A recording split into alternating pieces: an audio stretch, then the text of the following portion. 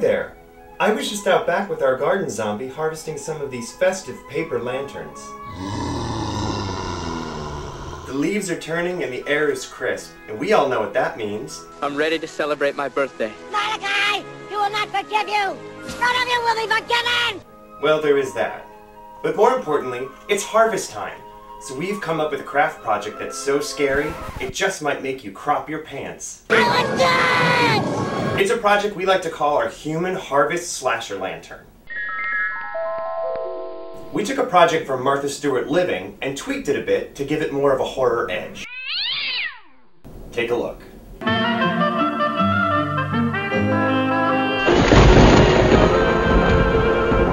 Andy has joined me to make these Human Harvest Slasher Lanterns. Actually, I'm going to be making slasher lanterns that are based on iconic silhouettes from some of our favorite slasher movies. And Andy is going to be making a True Blood lantern that uses the same pumpkin jack-o'-lantern templates that we posted on the website for Halloween. So the first thing you need to do is you need to print out the lantern shape templates from the Martha Stewart website. And again, this is based on a Martha Stewart craft that we are screwing with a little bit to make it a little less seasonal and a little more horrific. You're going to need a piece of large black construction paper, some fairly decent gauged wire from the hardware store. You're going to need a couple flickering tea lights, monofilament wire or fishing wire, scotch tape or magic tape, a couple pieces of vellum paper. You can either get it in a pad or you can likely get it from a paper store near you. And you're going to need a light colored pencil, a pair of scissors. You're probably going to want to use an X-Acto knife or a box cutter, a wire cutter, and a needle nose pliers to do some of the bending. Okay, now while you are cutting out your lantern shape templates, you could also be printing out the silhouettes onto your vellum paper. At this point, you want to trace your lantern shape onto your poster board 3 or 4 times, depending on how many sides you want your lantern to have. What I'm going to do is I'm going to use just scissors, a pair of hand scissors, to trim the outside curves because it's a little easier. So I'm just cutting out my windows now using the straight edge on the inside so that there are nice clean lines on the inside and the free-form curve is on the outside.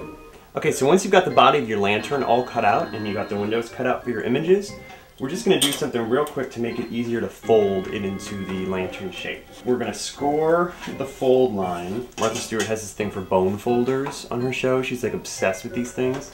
I just use a butter knife. It's just as easy, and you've got one lying around. So once you scored all the folds and your lantern body, you can just set that aside for a minute and we're going to get to the fun stuff. The slashers! So we've got the child from Children of the Corn. That's probably Malachi. Cropsy from The Burning with his hedge clippers. We've got Leatherface from Texas Chainsaw Massacre with his chainsaw. And we've got Mrs. Bates from Psycho with the butcher knife in the shower. You're going to want to make sure you tape them with the printed side out so it looks a little sharper when the light isn't on. Bill Compton, you get out of here. Pick on someone your own size. Okay. Alright, so you're basically just going to take your lantern and you're going to fold it along the score lines. Get out of here, bad boy. Ah! Fold in your flap that's going to connect the two ends. And then you're just going to take a little tape or a little glue or a glue stick or whatever you got lying around. I'm almost out of tape! And if you're doing a 3-sided lantern, congratulations, you're done. Basically, take a votive candle, something in a glass votive, or those battery-powered flickery lights, tea lights, set them inside, and you're done. You've got a gorgeous tabletop, pointy-themed slasher lantern. Check it out! Glamorous, cheap, and glamorous.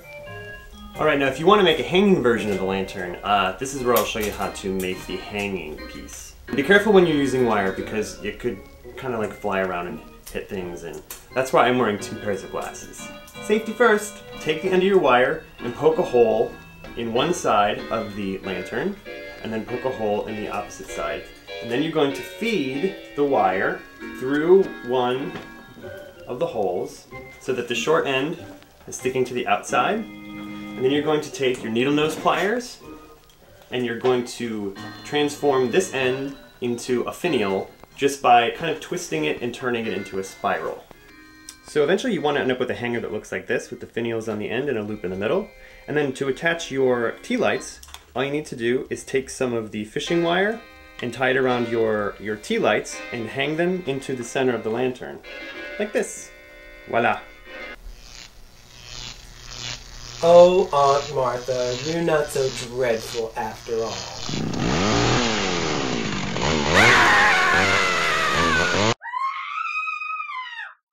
Hello, welcome to Andy's Unicorner, and I'm going to be talking about the harvests, because it's that time of year where it's all the pumpkins are gone, and now it's all Thanksgiving and Christmas and shit. One of my favorite things to do around harvest time is to get my friends together and play a game. What game is that, you ask? Well, I'll tell you. It's this game called Werewolves. The bigger the group of people you have, the better, but it's minimum about 4 to 6 people. And it's got these really cool cards in it with like really neat artwork. And basically it's like a whodunit. You deal these cards out and nobody knows who's who. But if you get one of these cards, you're a werewolf. And you can't tell anybody. But it's a series of interrogations, and you take turns going around in a circle and asking questions and trying to figure out who's the werewolf before everyone dies. So that's a lot of fun. Death is fun. Another type of harvest is the human harvest. And if you haven't been watching Dexter, which you should check out an animated webisode of Dexter. That's right, it's free and it's online on Showtime.com. There's really cool artwork and stories that enhance what's going on the TV show, but has more to do with his background and how and who and why, all that stuff. I personally think it's pretty good story-wise, but the animation, I don't know. So Marvel's also doing one, but they call it motion comics. So whatever you want to call it, it's still the same kind of crappy animation or whatever, but they just did a big launch party for the Astonishing X-Men series. But in my opinion, the Spider-Woman series that they have as well is much better and it's more fun to check out. It's not so tricky and clumsy animated, and the story's really good.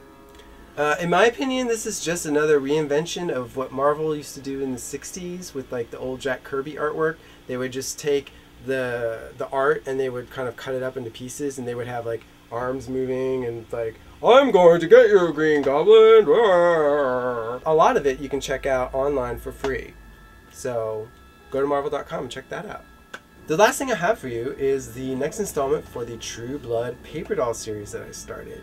There are things for Bill and Jason and Lafayette. So to download these or any other of the Paper Doll series that I did for True Blood, you can just go to andyswiss.com. And I'll see you next time on the Unicorner. Bye! And that's it for this week's Human Harvest. Be sure you come back for our special Thanksgiving episode where we give you an alternative to roast turkey that'll keep everyone at your table goblin.